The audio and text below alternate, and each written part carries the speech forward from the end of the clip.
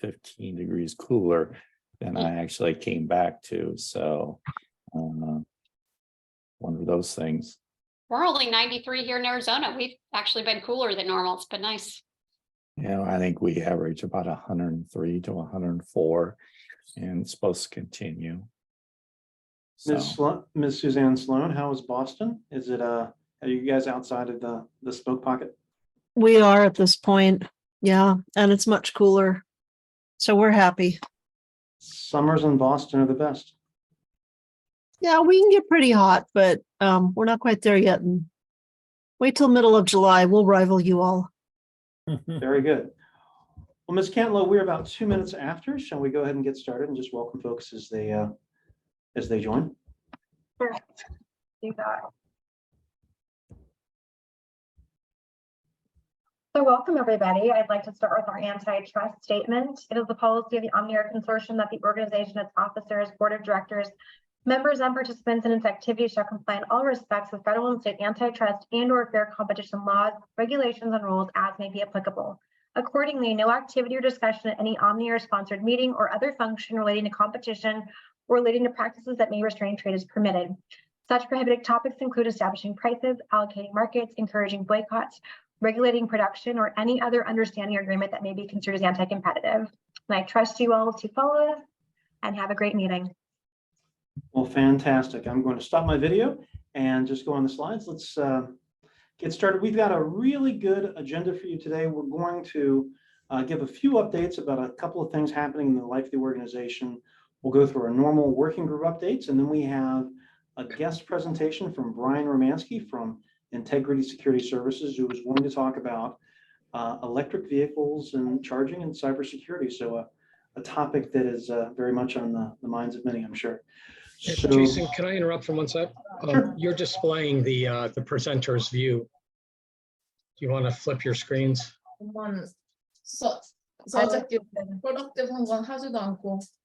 I will flip them. yeah, sorry, Chuck. I'm not allowed to handle the. How's that? I appreciate that. Yeah, Handle just the Zoom. there you Very go. good. Perfect. Okay, fantastic. All right, so we'll let's get started. Next slide, please.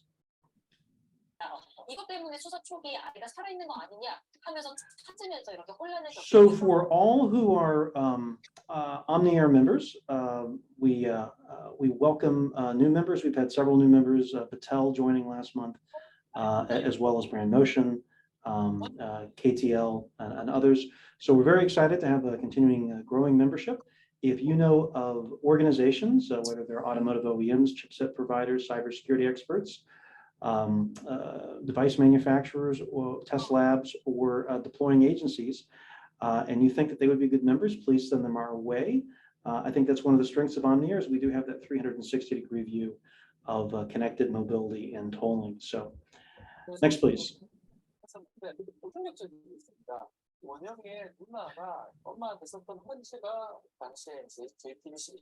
going to ask Kendi, could you just mute everybody? Fantastic. For right now, if everybody can go ahead and put your audio on mute, would be great. I will work through it, but if there's about 45 people, so. Well, fantastic. So just a little bit of news. We, as you may know, spent the spring updating our C-V2X test specifications to reflect new and updated standards.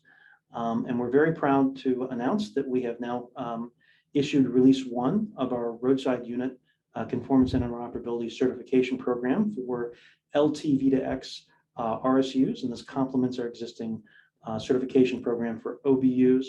We are now accepting applications. We're starting to see the first devices come in, and this is just 2 months after the FCC issued the initial waivers. We're expecting more waivers to be granted soon in the final technical rules. So if you do have devices that you're either procuring or if you have devices that you're going to bring to market, know that you can apply for OmniAir certification for RSUs. The call-outs for agencies looking to spec this in their RFPs are available on our website. The final test plan will be available on the members-only site. We have updated that to make sure that we have all of our test specifications updated and available to members and very easy to find drop-down menus. And on the next slide, you'll see the call outs for the existing OBU certification program. Next. Fantastic. And so if you have questions about this, feel free to reach out to myself or to Randy Roebuck or to any of our team, and we're happy to walk you through that. Next, please. So of course, OmniAir certification is now open. So if you want to apply for certification, just click on that QR code that will take you to the certifications application page on our website. We do offer that certification exclusively to OmniAir members, along with our existing programs for DSRC certification, tolling certification, and test equipment qualification, lab authorizations. Next, please. Also, at our June board meeting, we did board did approve the publishing of an initial draft of our OmniAir 5-year roadmap. This gives you an idea about where we're headed and what updates we're doing. This is broken out across each of our, roughly corresponds to each of our working groups. And you can see where we're headed in terms of cybersecurity, hardware certification, applications, tolling, and also the new initiative on road use charging. So we will be doing listening sessions with each of our working groups over the next couple of months to refine this and to build out each of these sections. And then hopefully a workshop early in the fall, so stay tuned for that. We'll be opening that up to members and invited stakeholders. Next, please.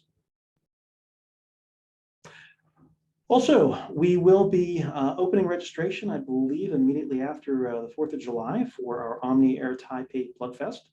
We'll have some more news about that and a registration site with some details, but we're partnering with the Taiwan Telematics Industry Association for this event.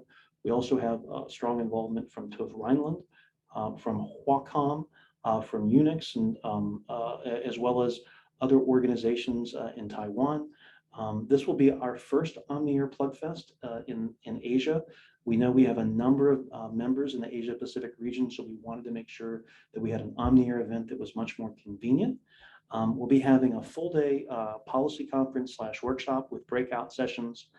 It's going to be an excellent event. We'll have a VIP evening with the tours of the night market and some site tours in Taipei. So I hope you're able to join us for this event. Right now, we're looking at 2 days of laboratory testing, 2 days of field testing, and that field testing will take place in the CBDX and 5G test bed that is known as D City. All of this is conveniently located in the Taipei region, and we'll have some more details on that very shortly. Next, please. And of course, we're going to have our working group updates. I'm not sure if we've inserted a new slide here, but just to say that we are recruiting for 2 new working group leadership openings. Suzanne Murtha, after 2 or 3 years of service, leading our VitaX based tolling and RUC initiative, is stepping down, and we'll be looking for a new chair for that activity. So if you are interested, if you know of individuals who you think would be good in helping to drive road usage charge certification programs and other sort of advanced mobility programs, do send a note to myself or to the chair. And then also we have a new aftermarket safety device certification program, and we'll be looking at we're doing a market survey activity looking at developing certification for aftermarket CV2X devices, some of which you might see in bicycles and scooters, also just plugging into vehicles, and that will have a smaller functionality than traditional OBUs. Next, please. And I'll just go ahead and start this update. I'll ask Randy to fill in here. But we do have, and our certification working group has been working on making sure that we have an easy to understand set of test cases, spreadsheets that help to navigate our test cases, what is absolutely required, what is not. That is available on our members only section of the website. Also, the working group has been focused on revalidation of test cases and a systems approach. Cybersecurity working group. I know we have Mr. Romansky here. Would you like to provide the update on our activities in cybersecurity really quickly? Yeah, so there's continued work on the test plan for .2.1, and we're actually planning to do a virtual test event. So around early to mid-September, ahead of the next Plug Fest, we plan to do. We'll invite device vendors and SCMS providers to collaborate remotely and just do some validation of the test plan and the implementations. This way, when we get into the Plug Fest, we'll have a better sense of what Thank is you. available Bye. and what works. And then we're finishing work on the RSU Absolutely. security Thank test you. plan. Thank you. So there's some closeout work that we need to do on that, specifically where messages pass through an RSU that were created somewhere else. And then we're also working on an update to 629.2 2022. So there is a new test plan that covers that release. There's an interest in expanding that to some new cases and also included negative tests into that test plan. So that'll be happening next.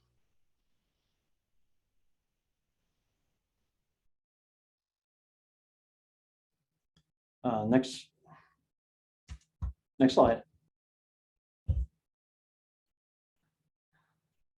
Technical working group. Randy, do you want to take this one as well as the tolling working group?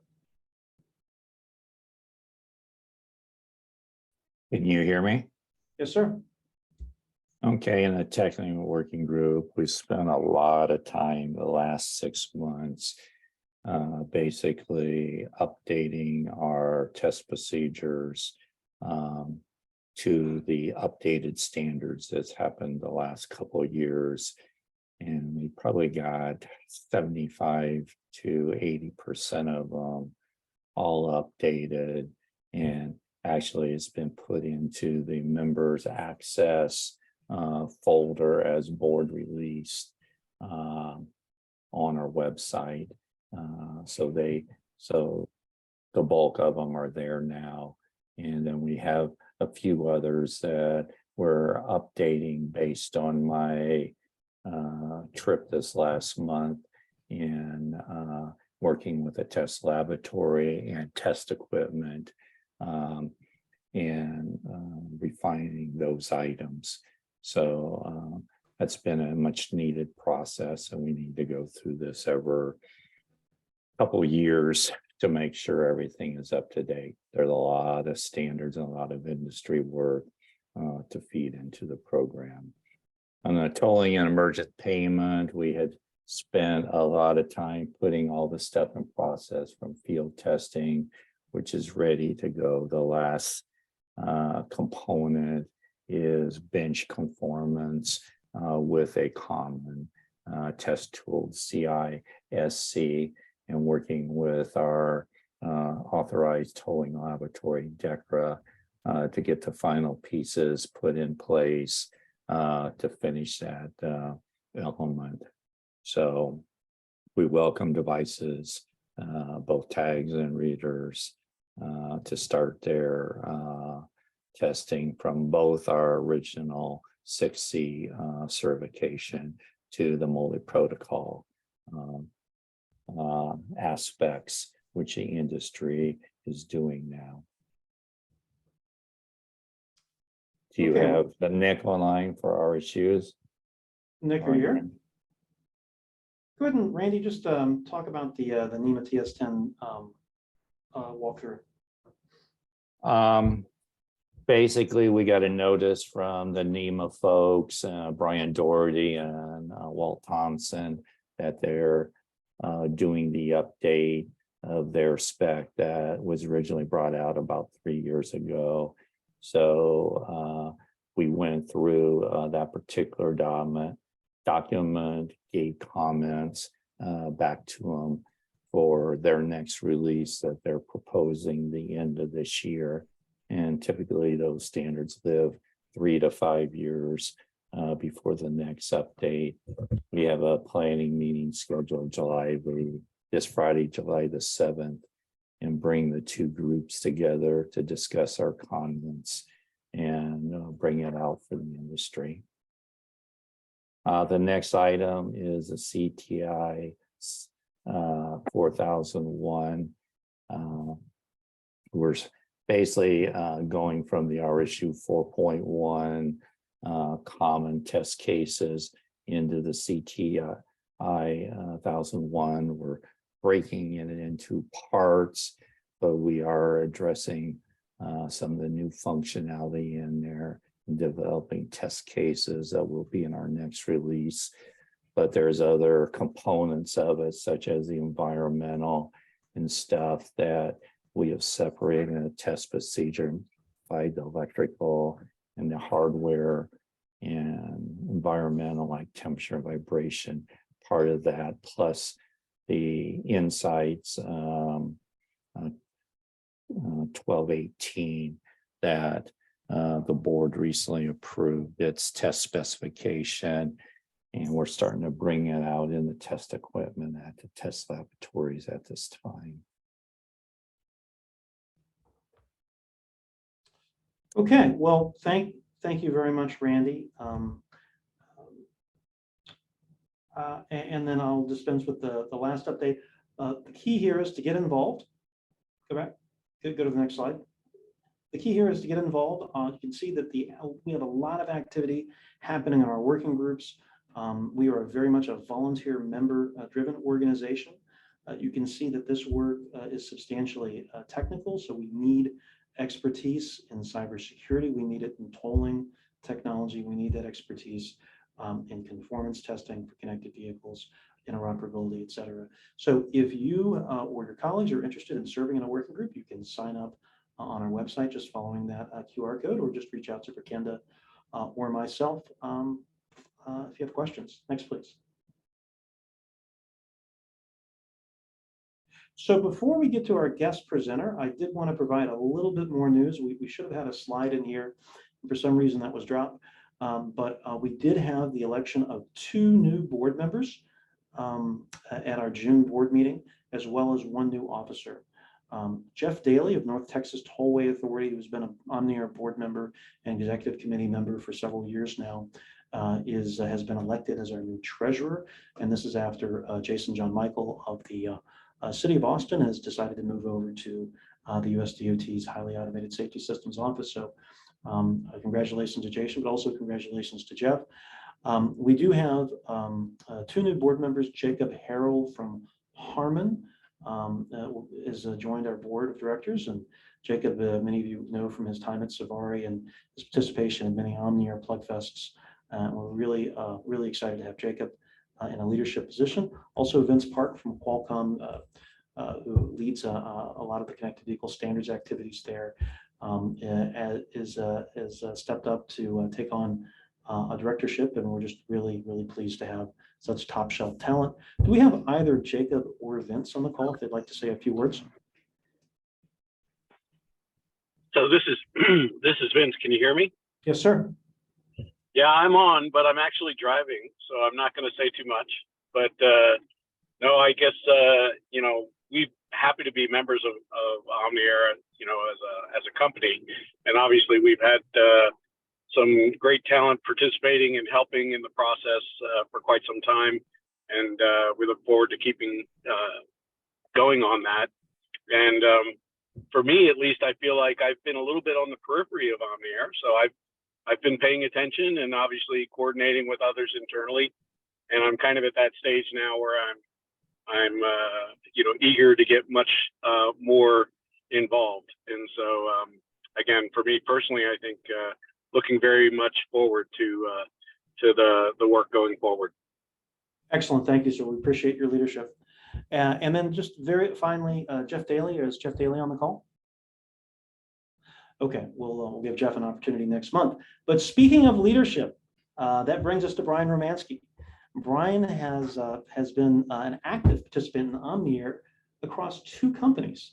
So first met him with Script, and now he is with Integrity Security Services division of Green Hills Software. And Brian not only chairs our cybersecurity working group, but he also leads the SCMS manager activity. So let's see if we can give him some more work to do in electric vehicle cybersecurity issues. Really excited to have Brian, one of the top talents in the connected vehicle security space.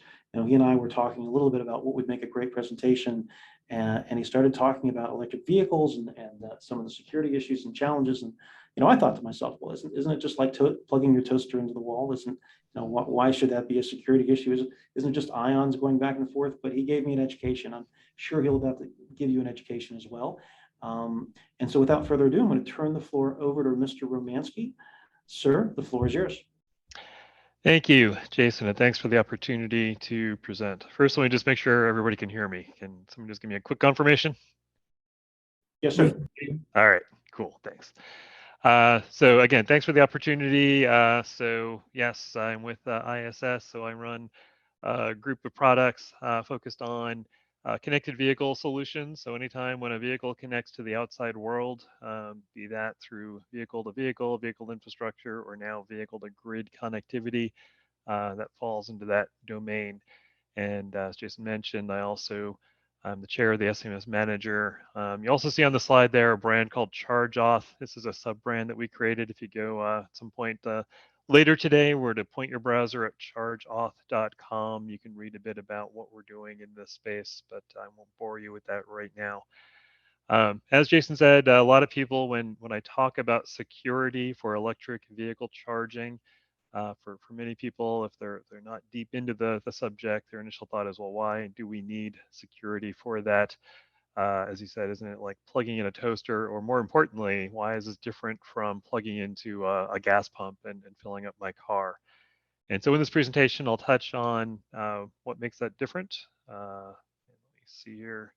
Virginia says I can control the slides, but I'm not sure how to do that. I don't think. Wait, something has happened. All right, so I'm going to talk a bit about V2G security, so the standards and some of the trends of what's happening in the market. Talk a little bit about how V2G is similar and yet different from other connected vehicle or V2X security mechanisms. And that gets a little bit into privacy and this challenge of cross certification, multi-domain. So I'll explain what I mean by that. A little bit about the market structure, and then close up with some current activities here in North America. Before I go any deeper, I'll also kind of state the obvious, as I'm sure everybody on the call is well aware. We've got in North America, but also globally. So Tesla has rolled out, their fleet of electric vehicles, and with it, their own proprietary fleet of EV charging stations. And with that, they've took on the burden and the convenience of defining everything for their own network. And as I mentioned earlier, so when everything is on your own network, if it's your cars, your chargers, you get to define both ends of the connection. Certainly, there's security involved in those connections and how you design that and how you maintain that. But it's a very different challenge when you suddenly have to work with multiple vendors, many different charge points, many different car types, and many different service providers behind the scenes. So what I'm going to be talking about here is that broader multi-party world where you have many players involved and some of the security challenges involved in that, which I believe most of you will realize has some similarities to the other V2X applications. As I close up at the end, I'll cycle back to Tesla and how this relates to some of the announcements recently about them and their charging network and other OEMs adopting that charging network. So if we can move ahead to the next slide, please. So starting off with a high level view. So, people again say, well, why do we need security in EV charging? So at the simplistic level, there's a protocol that goes between the car and the charger. And so you see here sort of three stages of that protocol. So a lot of the early chargers that were deployed were what we might call analog. So it really is just ions going through the cable.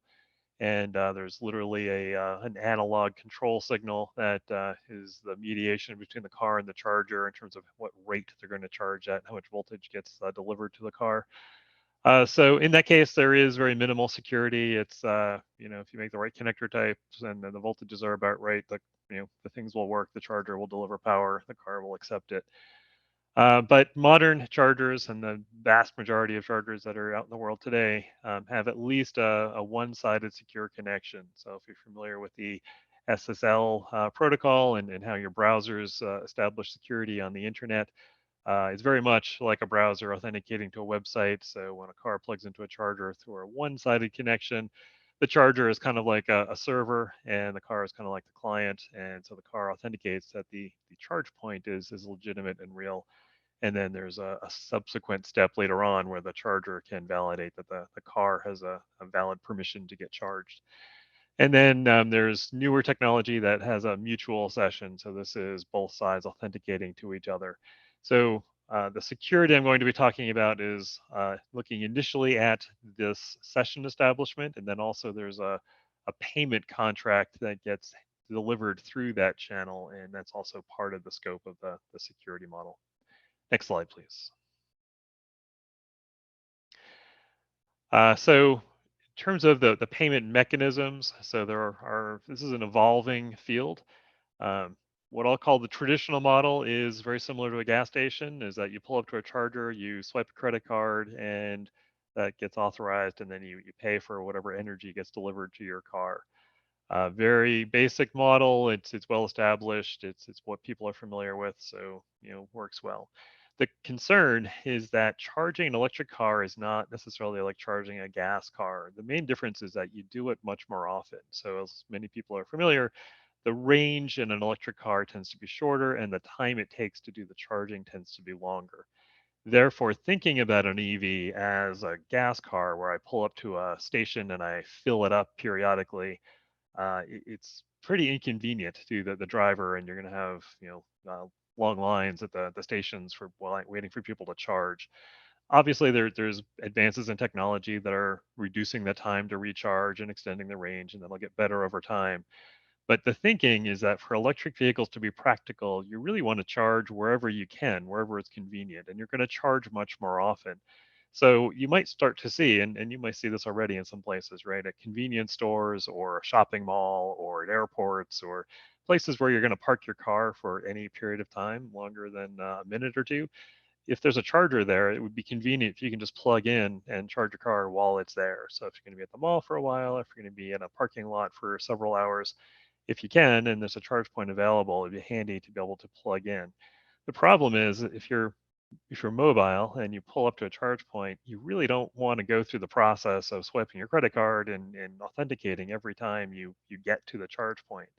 So there's a lot of interest, a lot of effort in making this much more convenient, and that's where these other models, the app-based or plug-in charge, make a big difference in making that initial step, that authentication to the charger, much easier.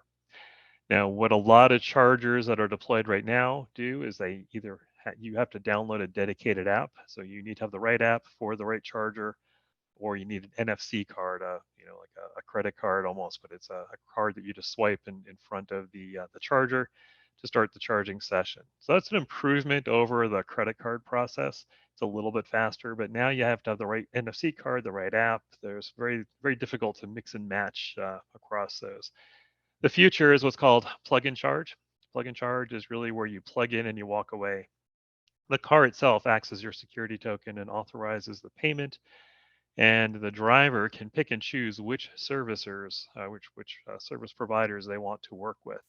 So the future is one where you have a collection of services installed in your car, and the car can pick which one based on where you are, which charge point you're at, and use the appropriate charger. And so I often use the example where your employer might have chargers available at work, and maybe they discount that or maybe give it away for free to encourage you to come to the office. So you might have a contract installed in your car that gives you free charging while you're at work. Might have a different contract in your car that you use when you're at say if you're in an apartment building and you have shared chargers there, they might give you a discount for that. Then you may have a third one that you use when you're roaming. If you're out and you're on a long distance drive and you need to charge somewhere, you might have a separate contract with a provider that can give you service anywhere in the country. So you can imagine where you might have these different agreements with different payers and different service providers. So that is part of this plug-in charge model. Go to the next slide. Okay, so just a little more on this plug-in charge concept of I plug in and I walk away. One of the things we hear from the OEMs we've been talking to is they see this as a really critical thing to reduce EV owner frustration. They find that where they deploy plug and charge, the number of first time charge sessions that are successful is much, much higher. So, one of the concerns people have when buying an EV is where can I charge it? Which apps do I need? Where do I need to go? The vision is down the road, it shouldn't matter. If you just like a gas station today, you don't have to worry about, is this gas station compatible with my traditional gasoline car? In the future, you shouldn't have to worry about, is this charge point going to work with my car? It should just work, but also give you that convenience of plugging in and moving on. Next slide. So now, how do we make all this work? So I'm not going to go too deep into the technical details, but there is a standard. ISO 15118 is the best attempt around right now in terms of defining standards to make all of this work.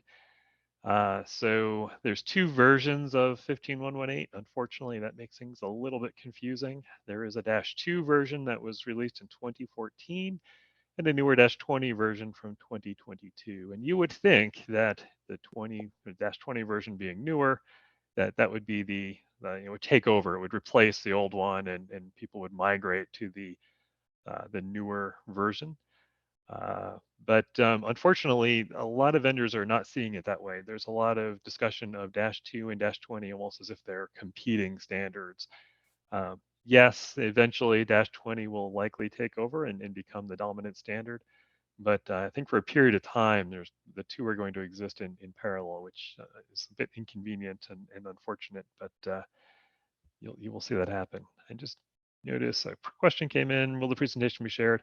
Yeah, I mean, OmniAir can share this out, so I'll let you guys decide how you want to distribute that. Okay, next slide, please. So in terms of what's common, what's different, there's certainly many differences between -2 and -20, just highlighting on a few things that are most important. So in terms of common features from a security standpoint, they're both based on the X.509 certificate format. They both use elliptic curve or ECC security.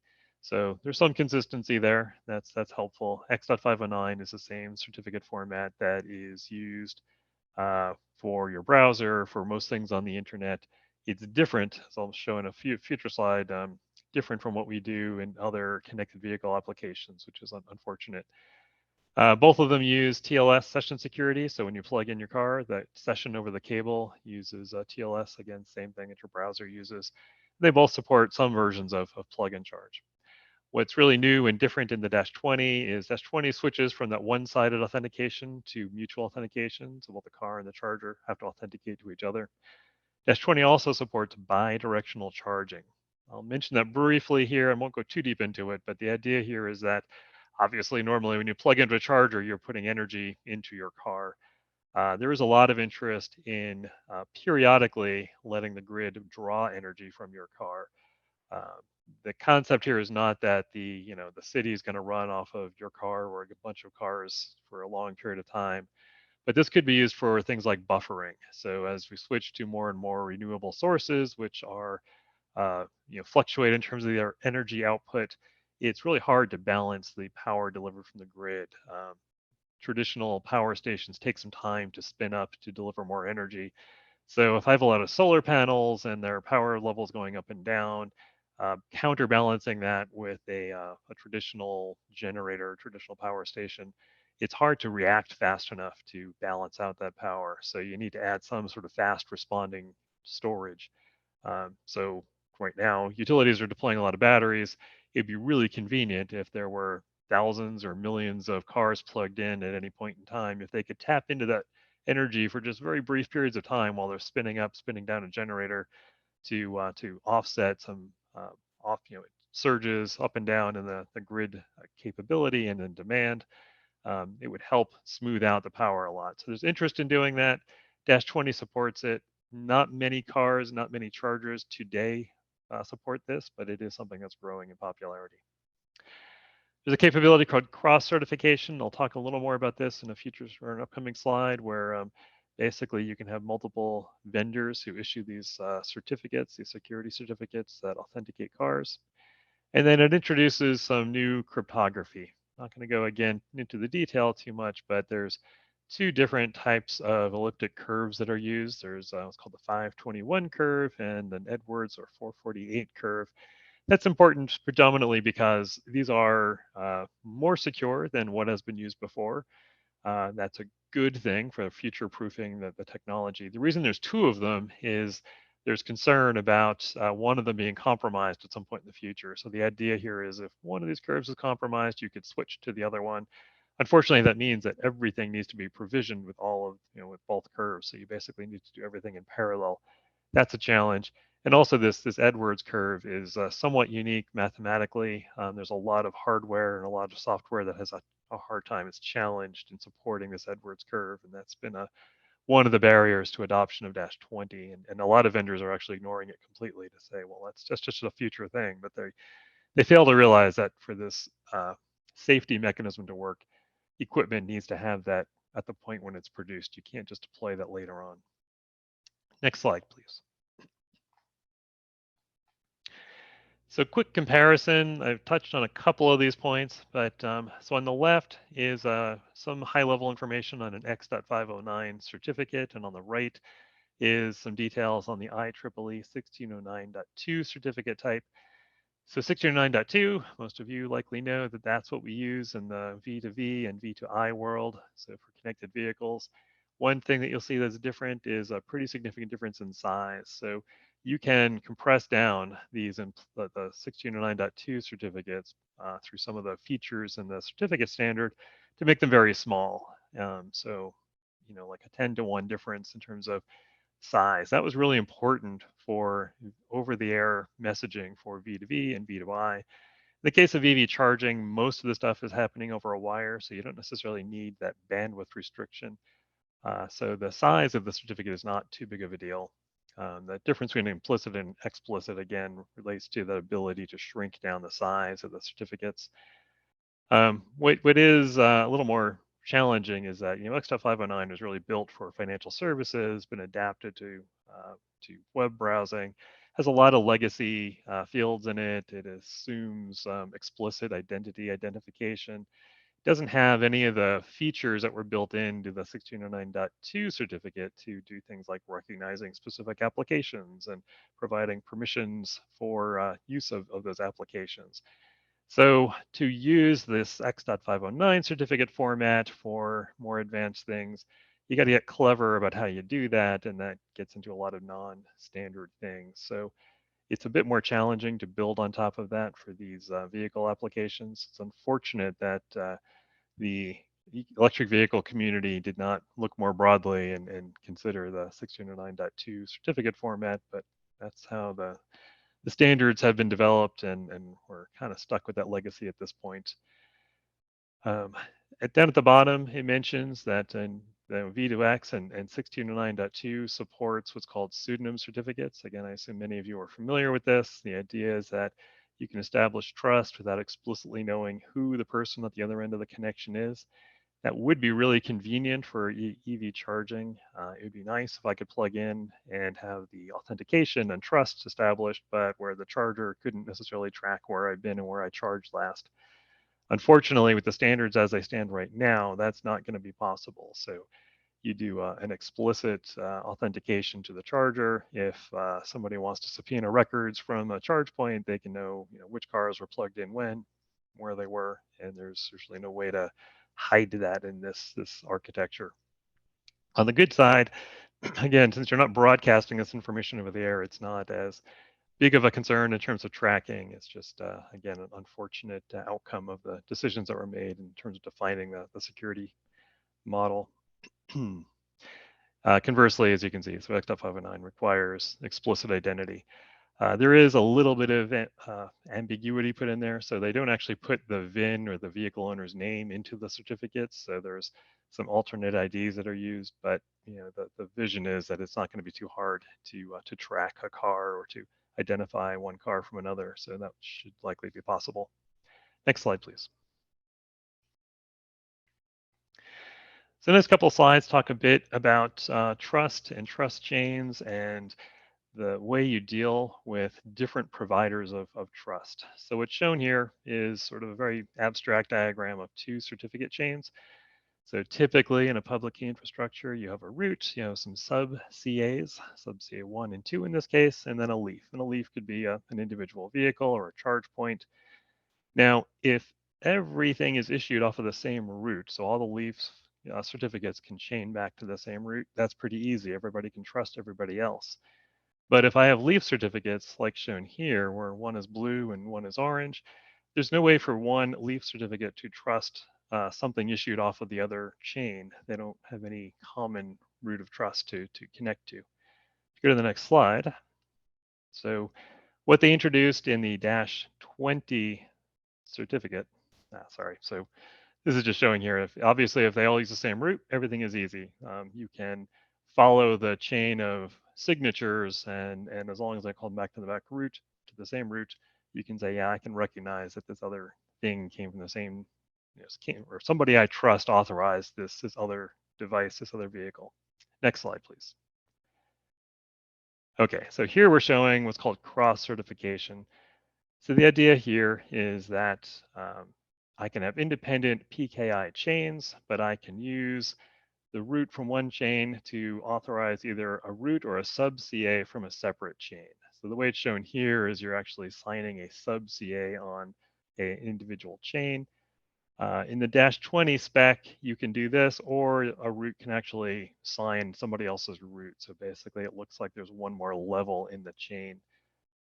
Just a little more confusing to draw that, and it's also confusing for the equipment that has to validate that. This works. This does let you validate a certificate that was issued by somebody else's certificate provider. The problem is it's a pairwise relationship, right? So every vendor that wants to offer certificates has to cross-sign with every other vendor, and devices need to maintain that. So it doesn't scale very well at all. So if you go to the next slide, a much better way to handle this is to produce what's called a certificate trust list. So one, you want to keep the number of certificate chains relatively small, and two, if you publish a list with all of the trusted roots on it, and you periodically update that so vehicles can find out about it, it provides the same functionality as cross-signing. I mean, you can trust certificates that came from somebody else's system, but it's a much more managed way to handle that instead of all these cross-signing efforts. And what's shown here in the diagram with the electors on the top, taking that one step further, is that in order to trust the CTL, one way to do it is to have the CTL signed by one super authority that everybody has to agree to. What we did for V2X, again, for North America, vehicle to vehicle and vehicle to infrastructure, is we establish a system where there's a group of electors, and those can actually be run by independent parties or separate companies. And so the electors can independently sign this CTL. And if there's a quorum of electors that sign the CTL, then devices can trust it. And that's part of the infrastructure that's run by SCMS Manager that we stood up, so that recognizing a future where you're going to have multiple vendors, multiple cert chains, this is a nice scalable way to handle that. And that's defined formally in the IEEE 1609.2.1 specification. Unfortunately, today, as of today, there's no structure like this in the electric vehicle charging world. This is still in discussion. There is some movement among the various vendors to recognize a CTL. It's probably not going to look like this, but I've presented this concept, and we've had some conversations around either an elector-based system or a short number of routes that have to sign a CTL, which is a little more like what they have in Europe. So Europe has a version like this, but it's one government-run route that signs their trust list, the European trust list. So it might look a little more like that. Next slide.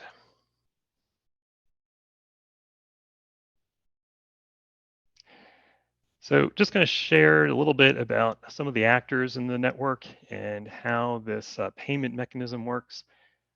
So as you can see, it's a little more complicated than just the trust relationship between your car and the charge point itself. So typically you've got a difference between the charge point vendor, the company that actually made the box that does the charging, and the charge point operator is a company that might run a network of charge points that might be distributed at multiple locations. You also have what's called a service provider or e-mobility service provider, an EMSP. The role for the MSP is the one that actually has the customer relationship. So I mentioned earlier that in the future, you might have multiple contracts in your car, you might have multiple payment relationships.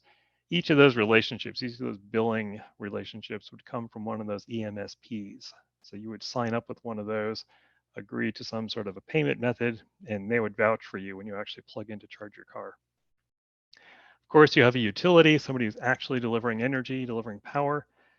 And there's also a role for a clearinghouse, which actually handles the payments between the utilities and the EMSPs and the CPOs. I'm not going to go too deep into that, but important to know that somebody's got to handle all this clearing relationships. Next slide.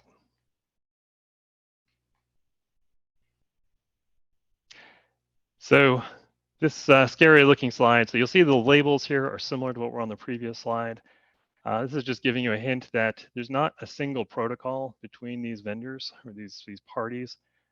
Several different protocols have been proposed, different ones have been adopted, sometimes in different regions, sometimes by different vendors.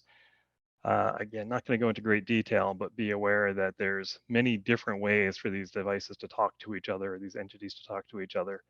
And, you know, there's some standardization happening, but it's still pretty difficult. And really what we see happening is that most vendors just have protocol adapters that will talk to any one of these different protocols and supporting all of them in parallel, which is inefficient and inconvenient, but that's the way the market is going right now. Next slide. So just going to share a very high level view of how this process works. So when a new car is manufactured, the OEM who manufactures the EV, they are going to put some certificates into the car. There's something called a provisioning certificate that then gets put into an OEM provisioning certificate pool shown at the top. And obviously they install the certificate into the car itself, and they give the EV owner an identifier, a special number, a key that they can use to identify their car. The owner can then go online and go to several different EMSPs. By giving them that special identifier, the identifier that the manufacturer gave to them, they can say, please put a contract onto my car. They identify their car with that special code, and they provide some sort of a payment relationship or payment information. Now the EMSP needs to figure out, well, which car is this for? All they have is this code that the driver gave them. And that's where that pool comes in. They can shop around to a couple of different OEM pools and find the identifier for the car, download the provisioning certificate, and issue what's called a contract certificate. If you go to the next slide, that contract certificate has all the details about how the car is going to pay for charging. That contract certificate gets delivered to a contract pool. The contract pool can then either deliver the contract directly to the OEM, the car maker, and it gets installed into the EV through some back office mechanism that they have, or it could be pulled up on demand. When you plug into a charge point, the charge point can optionally look to see if there's any new contracts available for this car, and look to the contract pool to do that. And if there is a new contract, they can install it over the cable while you're charging. So once that's done, then the certificate gets installed in the car. Next slide, please. And as I mentioned, you can have multiple contracts. So to the example I mentioned earlier, you might have a contract for charging at work and one for charging at home and one for charging on the road. Can you jump to the next slide, Brenda? Yeah, there we go. So you have multiple contracts in your car. And so the car and the charge point reach an agreement on which contract to use. And there's actually some debate right now as to how to best do that, because the standards don't really define how you pick which contract to use, especially if a couple of them are potentially valid at any one point in time and location. So there's some active work to figure that out. But presumably the car has some priority selection mechanism that it uses to pick which contract to present. If that's acceptable to the charge point, then the charging will happen and the payment happens after the fact. Next slide, please. Okay, so I've taken you through different standards, different certificate formats. kind of talk through this notion of how cars and charge points authenticate to each other, and then this notion of these contract certificates that handle the payment mechanism. Where do we stand right now? So it's a little surprising that the market is as fragmented and as confused as it is, but that's where we stand right now. So many of you may have heard that both GM and Ford have announced that they're joining Tesla's network known as NACS, or the North American Charging Standard. What that fundamentally means is that they're going to use the connector that Tesla has defined. So they're going to start using the Tesla connector. But what actually goes over the cable is very similar to what I've already presented. So Tesla supports the Dash 2 format on some of their chargers, not all of them today, but many of them are enabled for Dash 2 right now. And I know they've been asking questions about Dash 20. They won't come out and formally admit it, but clearly they're investigating Dash 20 and thinking about it and planning for a future when they adopt Dash 20. So that's in the works. Now, for the record, what happens when you plug a Tesla car into a Tesla charger, that's completely different. That's entirely up to Tesla. They define that as proprietary. So everything I'm talking about here, again, is when you have mixed vendors. So, if a GM or Ford car goes to a Tesla charger, presumably that'll happen initially over Dash 2 and in the future under Dash 20. I mentioned that it's still unclear how to support multiple PKI operators. So I showed you that this cross-signing is what is defined right now. CTL is a much better way to handle that, and that's slowly being adopted or accepted conceptually by the vendors. Not entirely clear how that's going to be rolled out. Possible that SCMS Manager can play a role in that. Possible that it could look more like the European standard. That's still being debated. And then there's also, I'll point out, limited interoperability testing. So there is test equipment out there that exists to test both the physical interchange between the car and the charger and the power delivered, and all these certificate exchanges and authentication mechanisms. So there's equipment out there, but it appears from what I've seen that a lot of this is self-certified. So a vendor comes out with a piece of equipment and says this tests to Dash 2 or Dash 20. Not clear to me that anybody's checking that actually complies with any standard, or that there's a formal validation that the test equipment is working correctly, and really how thorough it's doing in terms of testing all of the requirements and the spec. Most of the interoperability testing that I've seen done is pairwise, so kind of like we do for V2X with PlugFest. There's a couple of EV charging plug tests of sorts where they bring chargers and cars together and see which ones work, which ones don't. But again, I think the industry would benefit if there was a formal acceptance and review of the test equipment and of individual devices to show that you can have high confidence that devices are going to interoperate and work. With that, I'm going to pause. Looks like there may be some questions that came in, or if there's any questions online, you can ask them now. Brian, thank you very much. That was a great whirlwind journey through a lot of complicated topics, and I'm sure it gave me a few heart palpitations when I learned about some of the privacy considerations. I'm sure some others. But when I think about all of the EV chargers out there and how quickly we're moving to deploy these, there's this there's the joint office, right, that Gabe Klein and others are moving. They're pushing NEVI grants out. So and it's interesting, things are changing so very quickly. With North America standard now seems to be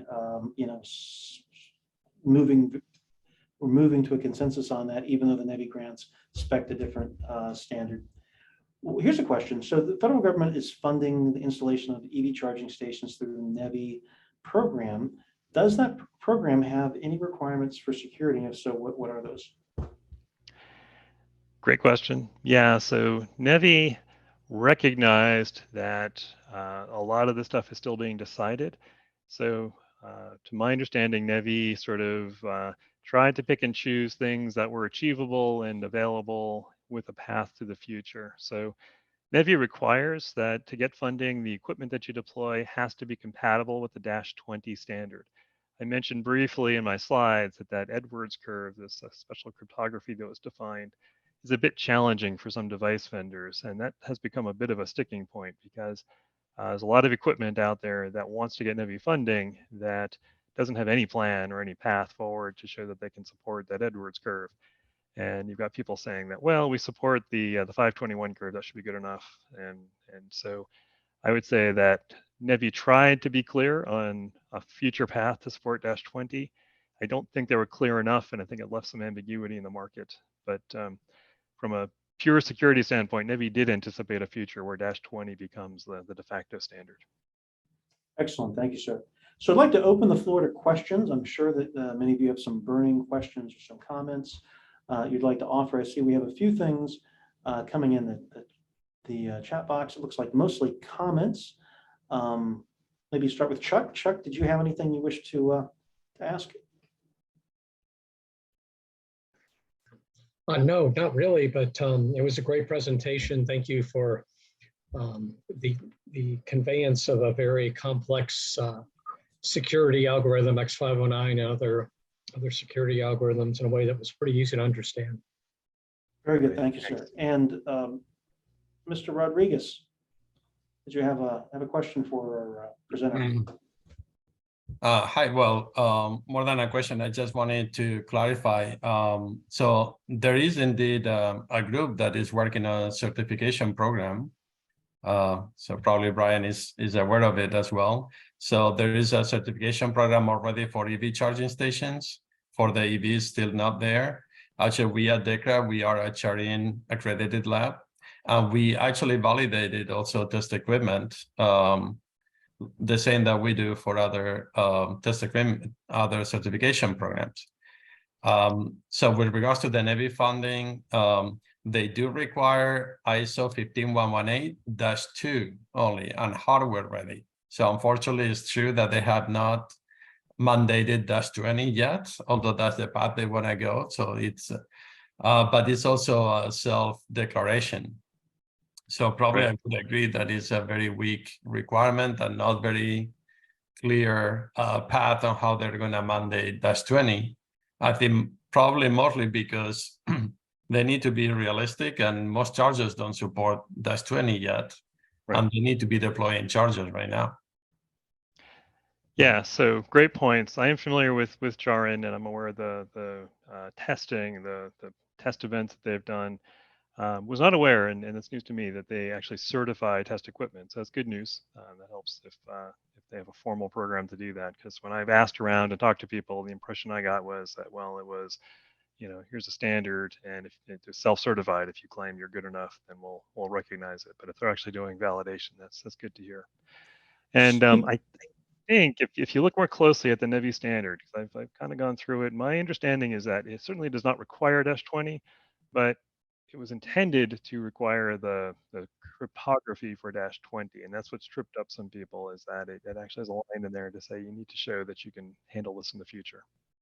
Thank you, sir. Speaking of test equipment, I see Mr. Ken Horn from Keysight knows a little something about test equipment, has entered a rather long link into the chat box. Do you have a comment or question, Ken? Yeah, just again on the same point, actually, Brian, as Fernando just brought up, we are in the business of EVSE conformance testing, and I personally don't know an awful lot about it, so I just went on our website and found the link for that equipment and stuck it in the chat room. Sure. Yeah, I can actually say for you, you do have this equipment that is officially validated by DECRA to offer conformance testing for EV charging stations. What a double act, eh? Okay. Very good. Do we have, and Mr. Rodriguez, with DECRA, our first laboratory to be authorized both for tolling testing and CVDX testing. Do we have other questions from the audience? Let me just ask one, one sort of big question, Brian. Connected vehicles, for better or worse, is taking kind of a slow path for deployment around the world, but that's given us a lot of time to consider standards carefully, to consider security requirements and testing, and of course, certification programs. And it seems like the path to EV charging deployment is moving very rapidly, or at least that's the aspiration. Is there a risk that maybe in that aspiration we're going to shortchange security? Is there something that we should think about, or deployers should think about? Yeah, no, there is a big risk. I think there's an attempt right now to throw a lot of charging equipment out there with the assumption that we can fix it with a software update later. Sometimes you can do that, but if you don't have the hardware to support some of these cryptographic functions, that's extremely hard to do or extremely inefficient or impossible. So that is a risk. On the cars, they're much harder to update. Some cars easier than others, but again, either you may not have the right hardware or you may not have the update capability to actually get the right code where it needs to go to support everything you're going to want in the future. So it is worrisome. I mean, as I dug into this and I've learned more, it's a little shocking about how confused the industry is, how much incompatibility there's out there. I mean, just looking at the connectors themselves and the difference in charge standards and charge connectors, it's shocking how much variety is out there. So yes, it's a risk. There's a rush to try to address that as quickly as possible, but I think you're right that it's a lot of things that we've corrected over time for other V2X applications that I think are being rushed for V2G. And you can do that if it's all in one company, like Tesla did. I think they did a nice job for their cars and their chargers. They made a system that worked well for them. It's much, much harder to do that in a rush with multiple vendors. But that's what we see happening. Well, thank you, Brian. And maybe I would just suggest putting your contact information in the chat box if people want to follow up with you directly. Brikinda will have a recording of this available. Also, if you, with your permission, share the slides out to those who are interested. But thank you once again.